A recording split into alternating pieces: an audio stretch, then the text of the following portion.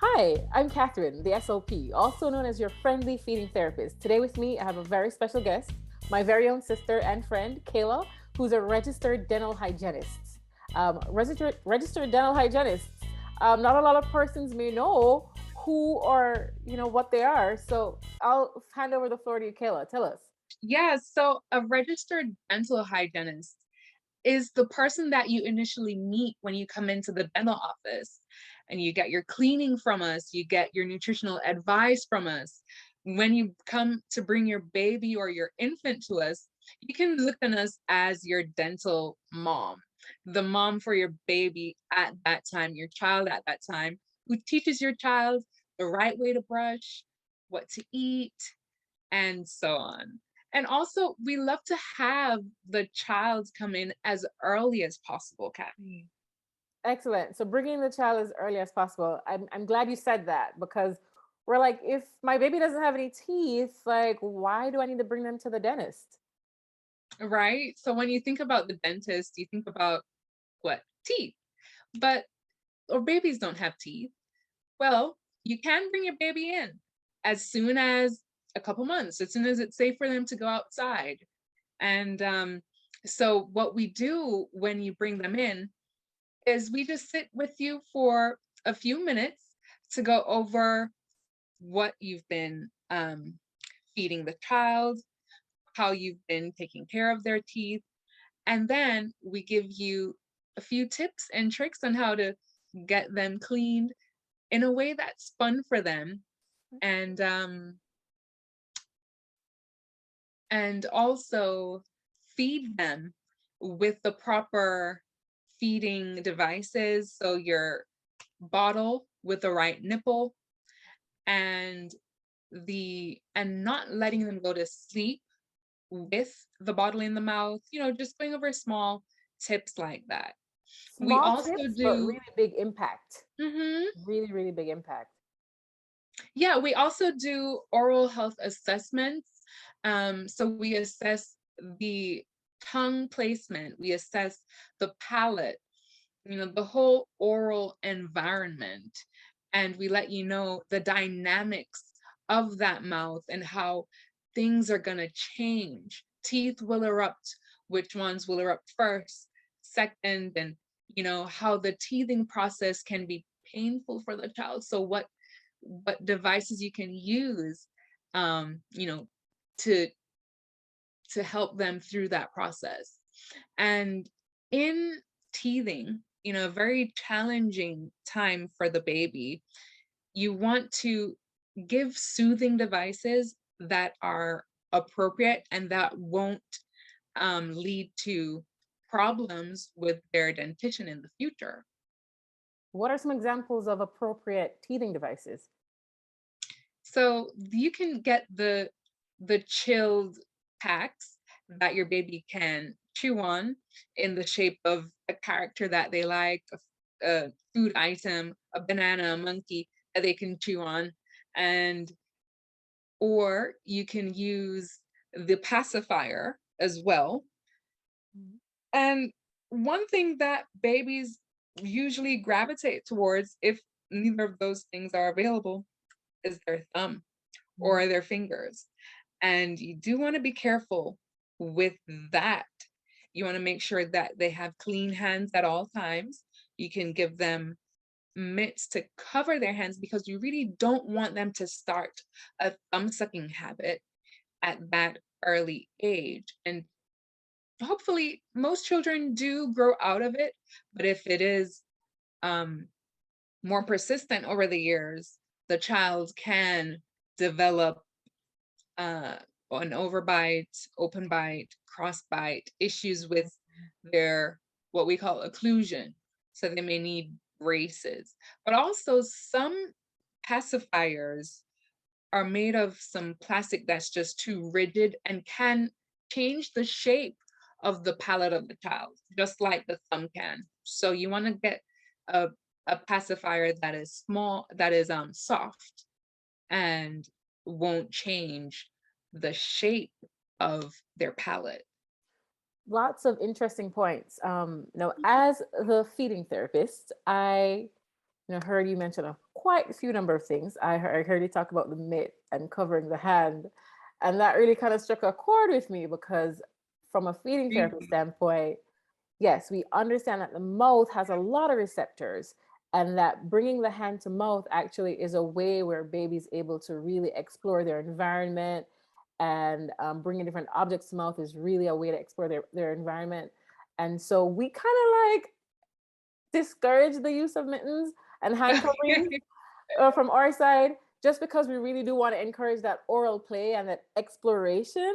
But I do like and agree with you when you say having clean hands and having clean True. objects is really what it is about, because we do want to limit their exposure to real harmful germs and bacteria. Another thing that you touched on that I thought was really interesting was just the oral health habits, right? So, as a parent, I have an infant. What should I be doing at home to really establish like good oral habits from an early age? Right. So it all comes down to that, right? Behavior. It comes down to habitual behavior, frequency of behavior. As long as the child establishes a good habit, we want them to continue that. Anything that will cause harm in the long run, we want to discontinue that or discourage that. So some good habits are brushing well for, I know we say 2 minutes, but if we can get them in the habit of just having fun, brushing, and as you say, exploring um, with the toothbrush, the floss, the water pick, whatever rubber tip, whatever toys in the mouth for 5 minutes in each sitting, morning and night, in each session, that would be awesome. That would be an awesome habit just to start. And they may not be doing it right, you know, they may not be brushing just right, and they do need your supervision until they're 9 years old. That's right, What? parents, 9 years old. So They supervision, need like just not like just verbal looking supervision? on them. No, they need your hands-on Wow. supervision. Wow. After 9, then you can start just monitoring them verbally, Okay. just looking on them. Okay. But up until that time, they could be leaving bacteria behind because plaque is tooth colored, the enemy of our teeth, the germs, the cavity causing germs. It's tooth colored.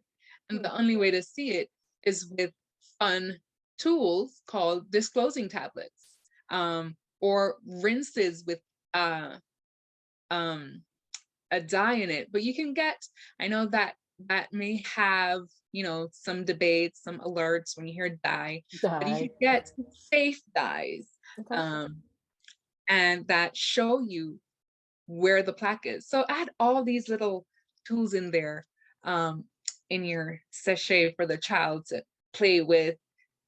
Give them 5 minutes, 5 minutes. 5 to 10 minutes. Yeah, that's what Five I recommend. to 10? Yeah, yeah. I'm Five just to 10 saying, minutes.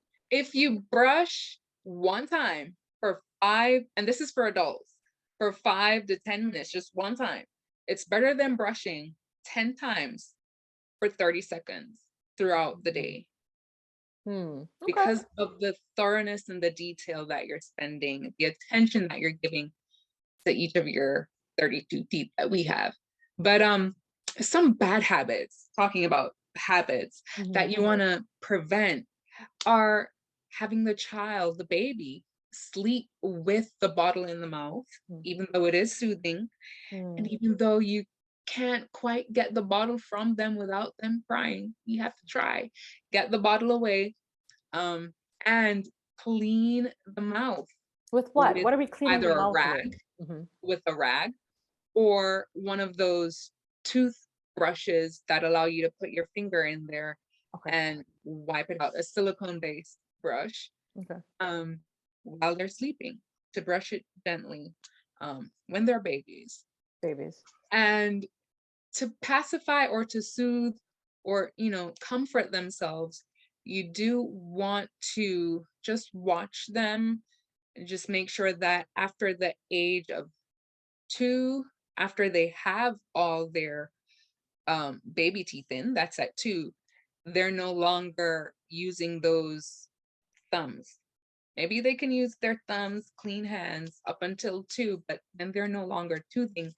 They don't teething. They don't need the that self-soothing device. Don't You need to just cut mentioned out those thumbs. you mentioned a very important and interesting fact here, the age 2. Age 2 developmentally is when we expect babies to be able to transition to table foods. So I just kind of wanted to point out that correlation there is that at age 2 is when you're seeing the completed or thereabout eruption of baby teeth. So age So 2. by Age, age 2, mhm, they have all their grinders, their cutters, mhm, their choppers in to give them a place at the table with mhm. mom and dad. Mhm. All right, Yeah. this has been a really interesting and exciting conversation. I know I've learned a lot. Brushing for 5 minutes, supervising till 9. These are the guidelines that our registered dental hygienists are providing for us all. Any final tips that you'd like to leave with the parents, with the caregivers, with the viewers? Yes, when you bring your baby in for a checkup at as early as 2 months old, ask your dentist to do an exam of their tongue. If your baby is breastfeeding or having difficulty breastfeeding, a tongue tie may be to blame. And that can definitely be addressed in a simple cold laser procedure Cold laser. or a snip it and clip it procedure that is very, very appropriate for that age. Okay. And it will allow your child to latch on properly for breastfeeding. And also, it's good for the airway. It has a ton of benefits. And a hot topic, System. actually. Really, really hot topic right now. I know a lot of pediatricians are kind of like, oh my gosh, another tongue tie. Um, but great topic. We aren't going to delve into that today. We'd love to have you back here on our Thank channel to you. give the viewers more of your information and more of your insight from your experience. Again, thank you for all the tips and all the tools and all the strategies that you shared with us. We really, really hope that our viewers have been able to learn something today and hopefully, yeah, spend 5 minutes brushing those teeth. You heard it here. And just make sure that we're really encouraging healthy oral habits from a really, really young age. All right, thank you so much. And we'll Thanks see for you in the having next me. one. Bye You're welcome. bye.